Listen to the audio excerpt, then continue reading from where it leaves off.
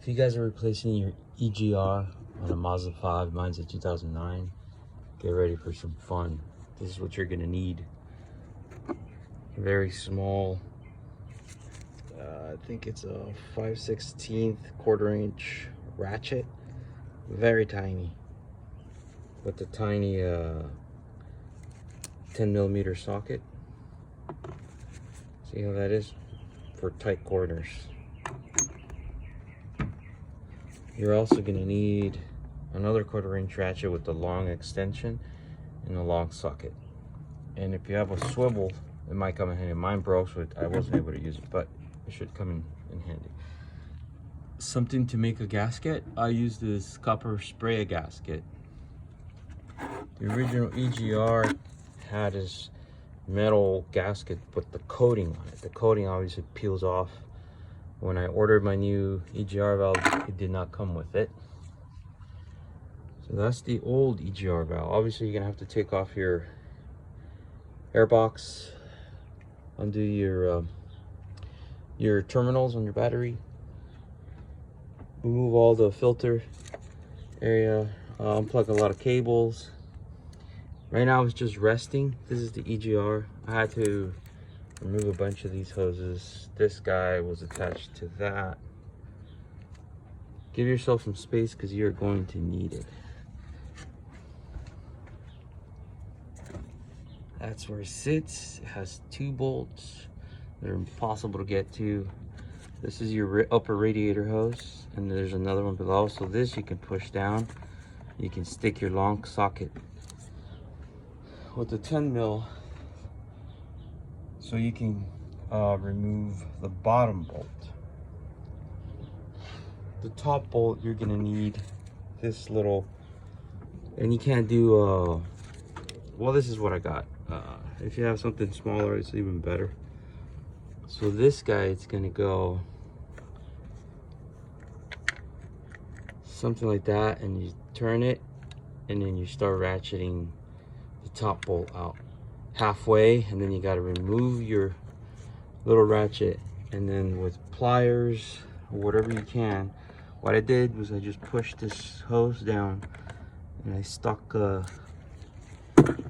this guy with the socket, and it barely got the bolt, but I was able to unscrew it all the way. Putting it back together is probably going to be a hard thing. So I did remove the top part of the EGR with this guy. I'll show you right now. A long extension and my drill. It's impact. It's like an impact extension. And I had to take out the little 4 screws. And that's my new one, but this is the old. Right now it's just loose. I just put it there so you guys can see it. Obviously it has a coolant line, which is this one. That's the lower bolt, which you can get with the long extension. Top bolt, good luck. It's gonna be a nightmare with the little tiny close quarter socket. Anyways, the original has a little screw right here. The original EGR valve that holds this seal, I guess. I don't know what it does. It has threads in the little hole. My new one did not come with that little screw, but I ended up just threading it on there, and it held. So my new gasket is in there, and I sprayed it with this copper spray gasket on, several layers, and it's really tacky. I've used it in the past and it works well. And you can remove the top part of the EGR valve just so you can have space. It does have this weird bracket on the lower bolt, which I'm inclined not to put on because it was just a little thing to hold some cabling, and those ties just were so brittle they just came off.